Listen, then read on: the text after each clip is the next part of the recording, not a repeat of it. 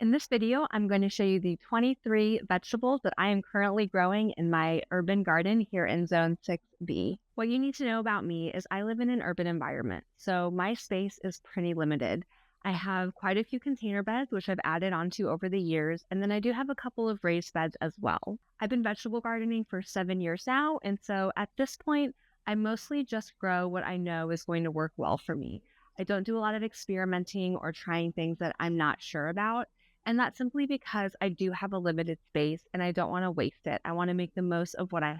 So the vegetables I'm going to be showing you today are the ones that work well for me here in my zone with my setup. My last average frost date is about April 15th, and it is nearing the end of March now.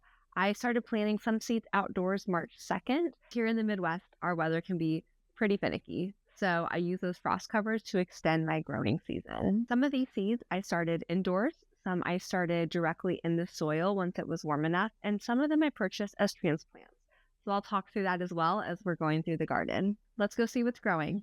I love growing Swiss chard. I started this from seed indoors in mid-February. Tatsoi is new to me this year, but I've grown similar greens, so I know it's going to do well.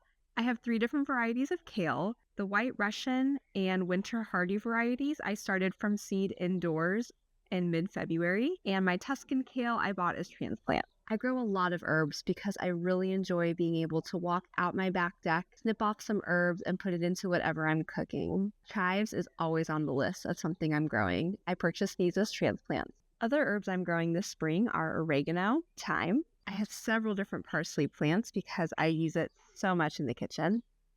I just finished amending my last container bed, so this rosemary will be going in there shortly, and I'm growing mint.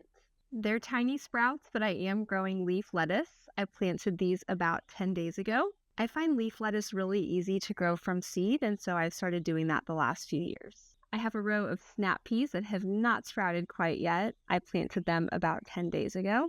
I'm growing endive this year. This is a new one to me. I planted it from seed. I wanted to try endive because I've had success with other greens and it's always so expensive at the store. So I thought I'd see if I could grow some myself. My carrot seedlings are pretty small. I planted these 22 days ago. 6 days ago, I planted carrots in this container, but they have not sprouted yet. Also 6 days ago, I planted radishes and you can see they're just starting to come up. On that same day, I planted beets, but they have not started to come up yet. I've grown a lot of spinach over the years, but this is the first time I'm growing mustard spinach. I planted these from seed 22 days ago.